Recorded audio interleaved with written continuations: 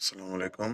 এখন নিয়ে আসছি ইম্পর্টেন্ট জেন্ডার চেঞ্জ। যেমন লেড দিয়ে বোঝায় বালক এবং লেডের ফিমেনিন ফর্ম অর্থাৎ মহিলা ফর্ম হয় less.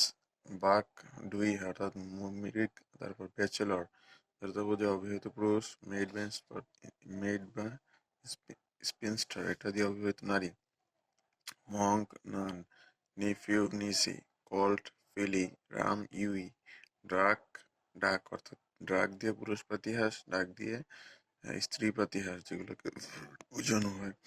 Drone bee, stag hind, fox vixen, gander goose horse বা স্টেলন দিয়ে মার।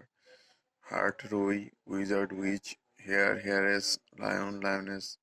এবার হচ্ছে duke duchess, doctor lady doctor, swine sow, poetess আর এগুলোর ক্ষেত্রে জাস্ট ই ডাবল এস যুক্ত হয়। যেমন টাইগার টাইগ্রেস, পোয়েটেস এগুলোর ক্ষেত্রে কি হয় ইয়ের পরে ডাবল এস, ইয়ের পরে কি হয় ডাবল এস। এটা দিয়ে মহিলা কবি, এটা দিয়ে বাঘিনী।